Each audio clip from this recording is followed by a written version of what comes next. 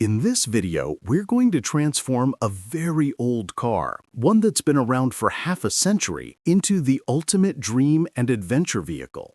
We're not just bringing it back to life, we're turning it into a four-wheel drive camping car where you can relax during trips as if you're in a mobile home.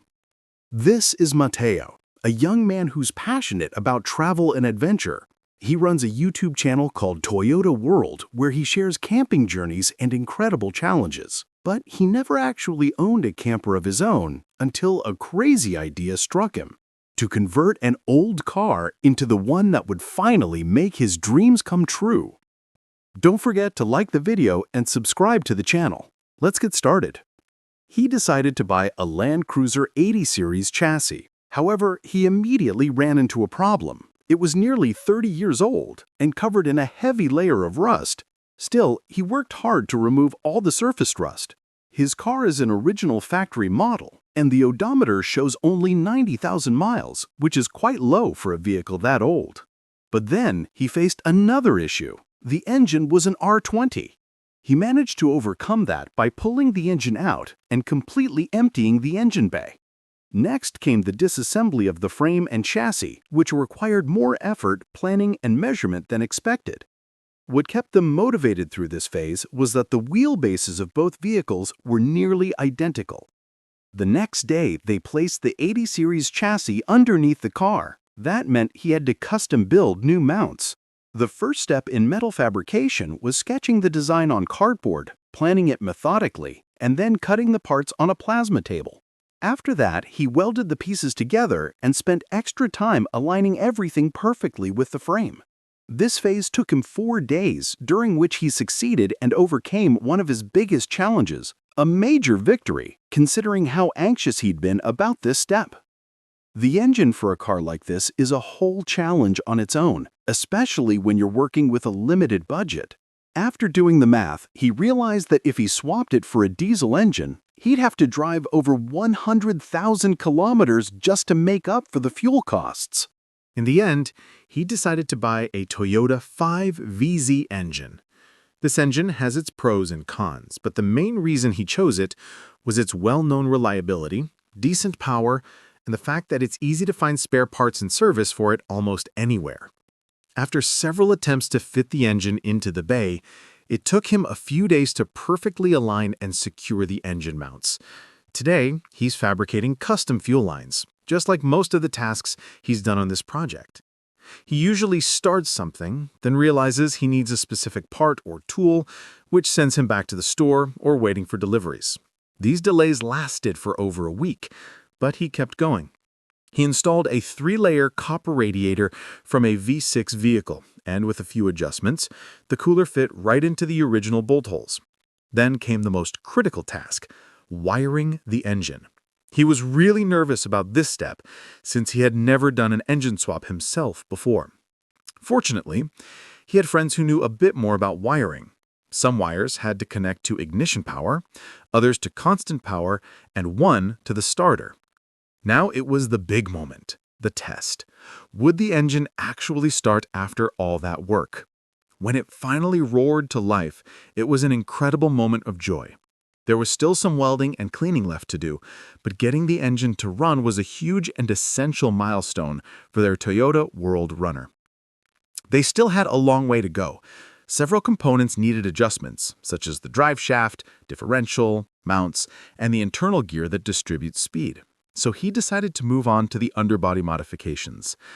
They also needed a custom cross member to support the drivetrain, so he went back to the drawing board once again. One of the issues he spent a lot of time thinking about was the fuel tank.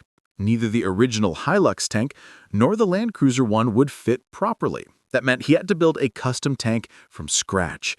Unfortunately, his budget didn't allow him to make it out of stainless steel. One day, while he was at an auto repair shop, he came across an auxiliary fuel tank from a 1992 Chevrolet Suburban, and it just might be the perfect solution to his problem. At the same time, as he was searching for a way to fit the new tank, he was also completely rebuilding both the front and rear axles using brand new parts. Since his 80 series Land Cruiser was an older 1996 model, it came with larger brakes and discs, both front and rear. That gave him a great opportunity to upgrade even further by installing a Power Stop brake kit. It was quite expensive, but totally worth the price, given its high quality and reliability, especially for highway driving. All the bearings he used were brand new Japanese ones. Almost everything in the vehicle had become custom-made. The brake hoses, fuel lines, and engine cooling hoses all came from different cars, but he made sure that every part used was original and high quality. He relocated the original fuel filter to a new position inside the engine bay, and the new fuel tank was set to take over. He expected fuel consumption to be around 15 miles per gallon, so the vehicle needed a long range. That's where the giant Suburban fuel tank came in, and miraculously, it fit perfectly into place. Even better, he managed to use the original Chevy mounting straps along with a few custom-made brackets of his own design. Meanwhile, he was also working on modifying the transmission tunnel, fabricating a new battery tray, and slightly adjusting the oil pan to make it compatible with his vehicle. Everything was going smoothly, but the journey was still far from over. After that, he moved the Land Cruiser to the other side of the workshop to begin the body armor work. His friend Jason, a very skilled fabricator, built a steel front bumper in just one day, and it looked incredible. That gave him a huge boost of motivation to keep going. He continued refining the transmission tunnel, soundproofing and sealing the floor, and fabricating the difficult seat mounts for the new sport seats, which were taken from a third-generation 4Runner. But then another issue popped up. The original steering arms from the Land Cruiser were almost completely seized due to rust. The steering arms were in such bad shape that they barely managed to remove the old rods by force. To overcome this challenge, they decided to buy custom parts specifically for the job. He ordered weld-on joints from Trail Gear and bought steel tubing to fabricate his own main steering linkage from scratch. In the middle of all that, a new side project came up, rebuilding and insulating the original rear door of the camper. Up to this point, they hadn't even touched the interior, even though he was supposed to live inside the vehicle and leave the country within 2 weeks. The suspension system turned out to be another complicated task. Since he had no reference data to rely on, he had to estimate the weight that would rest on each axle once the build was finished. Time was running out fast, so he calculated the current weight and tried to guess the best possible setup. He ordered 6-inch lift springs for the rear and 2-inch lift springs for the front. It wasn't an easy decision, but he decided to take the risk, and luckily it paid off. The springs lifted the vehicle just the right amount, giving it a perfectly balanced look from both the front and rear once fully loaded. It was yet another victory added to his growing list of accomplishments. Because of the 80 series suspension design, lifting the vehicle meant he had to fabricate custom panhard bars for both the front and rear. But with his budget getting very tight, he didn't want to spend thousands of dollars on pre-made ones, so he decided to build them himself.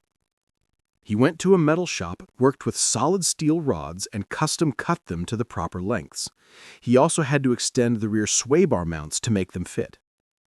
After that, he got help from a specialist to install the exhaust system and even made a custom wiring harness for the new LED headlights.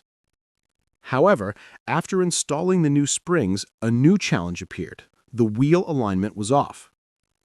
To fix that, he chose to install Dobinson's caster bushes, which offer 3 different angle settings in a single part. The only drawback was that these aftermarket bushes reduced suspension travel compared to the stock ones and the dedicated caster correction plates. Time was running out, and he had to make quick decisions. He chose to install Bilstein shock absorbers because of their excellent quality and reasonable price.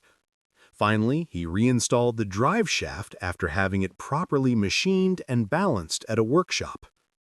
After all the time and effort he had put in, the long-awaited day arrived. the car's very first test drive. The build wasn't finished yet, but this test was crucial to see how far he had come and how the vehicle would perform on the road. The test went perfectly, and anyone who's ever built something from scratch knows exactly how rewarding that moment feels. Next, he painted the steel bumper, installed a new winch, and upgraded the car's alternator from 60 amps to 150 amps so it could handle charging the living battery. He used rivet nuts to custom mount the new navigation unit, and the engine bay finally looked complete. But the next challenge was a big one, and something that had been on his mind for a long time. He planned to live in this vehicle for 18 months. Unfortunately, at that point, the interior was completely empty and uninhabitable. During his journey, we see how he managed to overcome that problem. Last summer, he decided to tackle some interior work, removing the old carpet and fixing the water and electrical systems which weren't functioning properly. He repaired everything, and soon all systems were working perfectly. Still, he worried whether the setup would hold up while driving long distances. He wasn't working alone. His friend Stacy helped with insulating the camper, while his mother installed the new flooring. Meanwhile, he focused on designing the water and electrical systems. He decided to install a 100-amp lithium battery to power the new 60-liter refrigerator, the lights, and the camera battery chargers. The biggest challenge they faced now was time. It was running out fast, and there was still a lot of work left. To speed things up, he designed a powerful 3-stage water system using a marine water pump, 3 filters, and a 60-liter tank mounted underneath the vehicle. He pushed himself even harder to finish all the interior preparations as quickly as possible. He installed a diesel heater and made a few aesthetic improvements to the car's exterior. He was incredibly excited about the new color. While he was working, a massive snowstorm hit, but that didn't stop him from pushing forward to finish the upgrades as quickly as possible. Scott finished the countertop frame, and Jason built him an oven that could easily open and close, helping save precious space. Finally, he installed the countertop and mounted the new oven. After that, it became a real race against time to wrap up the last details before another snowstorm arrived. He fitted the new wheels and took the car out for a drive. After covering 1,500 miles, he reached Denver, Colorado to install the new gears and axles. The Chinook looked absolutely amazing, but it still needed a few more upgrades to be ready for the entire Latin American journey. His new friend Ran helped him finish installing the new winch, additional storage solutions, an electronic locking differential, a brake booster, and a reinforced panhard kit. With that, the Chinook was finally ready, except for one last thing. It needed new tires. Thankfully, Falcon Tire came to the rescue with a brand new set mounted on KMC wheels. Now the car was ready for anything. He hit the sandy roads and began his journey, driving all the way from Mexico through Central America to the southmost point of South America. It was nothing short of a miracle that he managed to complete the entire trip without any major issues. Just a few fuel pump replacements along the way, but nothing catastrophic. The Chinook is a modified version of the well-known Toyota Land Cruiser, but this one was turned into a true adventure vehicle built for long-distance travel. The interior was redesigned for full-time living, complete with sleeping areas, a compact kitchen, and a reliable water and electrical system, making life on the road comfortable and self-sufficient. The vehicle's rugged look, combined with features like the custom front and rear bumpers, protective guards, and pop-up roof for extra space, make it a perfect example of how a 4x4 can be transformed into an off-road adventure machine. So, what do you think of today's video? That was it for now. See you next time.